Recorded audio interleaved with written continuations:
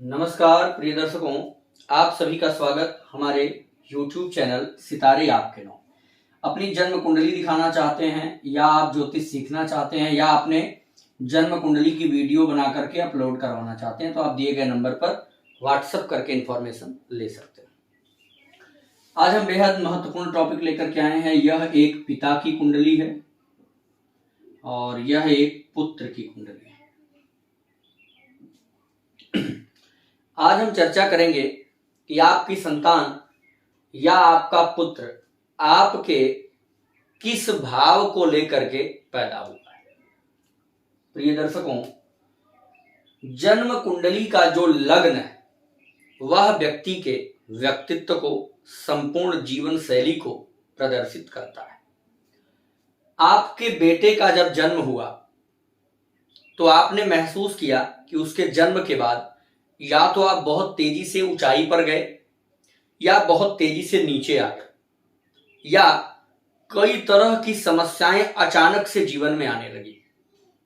या पुत्र का जन्म हुआ तो आपको गाड़ी अच्छी मिल गई, अच्छी जमीन मिल गई, या जो लोग आपसे वर्षों से नाराज थे उस पुत्र के बाद उनके साथ संबंध अच्छे होने लग गए। क्या ऐसा होता है?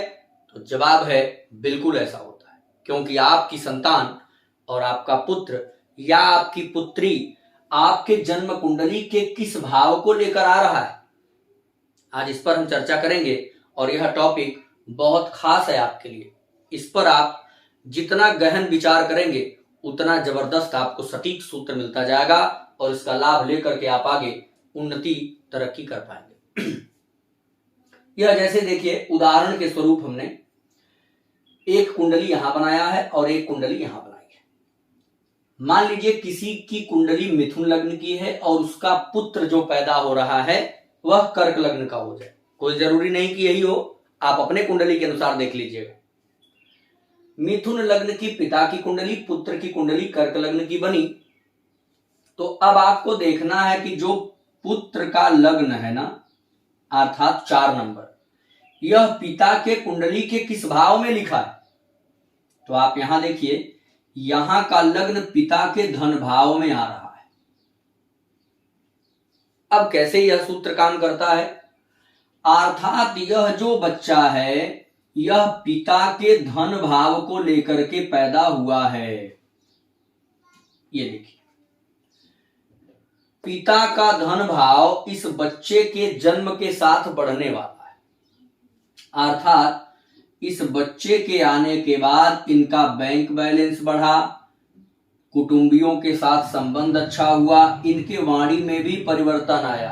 अगर इसके पहले बहुत ज्यादा चिड़चिड़ापन था, गुस्सा था, लोगों को देख करके ईर्ष्या वाली भावना थी, तो उसमें भी कमी आ जाएगी।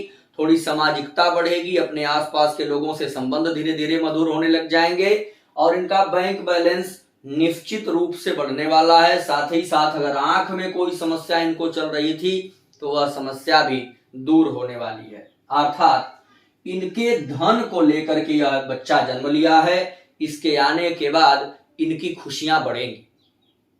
अब दूसरा उदाहरण लेते हैं।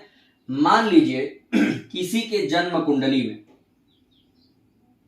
मान लीजिए मिथुन लग्न की कुंडली है, 6ठे भाव में 8वें नंबर की राशि आ रही है और किसी बच्चे के लग्न में 8 नंबर आ जाए। अब आगे की संख्या पर आप ध्यान मत दीजिएगा, मैं केवल उदाहरण ले रहा हूं। तो अगर किसी की संतान 6ठे भाव को लेकर के पैदा होती है तो क्या होगा? तो प्रिय दर्शकों, जैसा कि आप जानते हैं 6ठा भाव किसका है?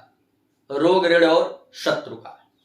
अगर किसी की संतान 6ठे भाव को या 8वें भाव को या 12वें भाव को लेकर के पैदा होती हो तो ऐसी स्थिति में उसके जीवन में उस संतान के आने के बाद भयंकर पीड़ा, भयंकर समस्या देखने को मिलती है।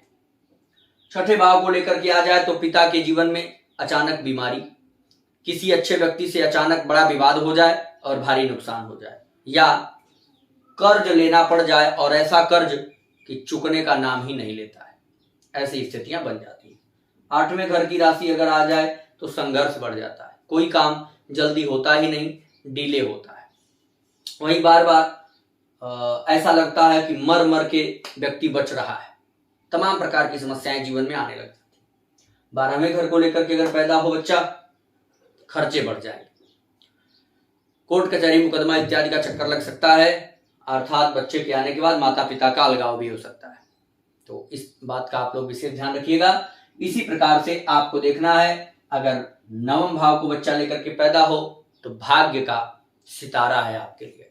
इस बच्चे के आने के बाद आपकी भाग्य निश्चित रूप से चमकने वाली है। तो आप भी अपनी और अपने बच्चों के कुंडली से मिलान करवा सकते हैं कि आपका बच्चा या आपकी बच्ची आपके किस भाव को लेकर के पैदा होगी, आने वाला समय उसके हिसाब से आपका कैसा होगा, इसकी सारी जानकारी आपको मिलेगी। दिए गए नंबर पर व्हाट्सएप करके पूरी इंफॉर्मेशन ले सकते हैं। जय श्री राम।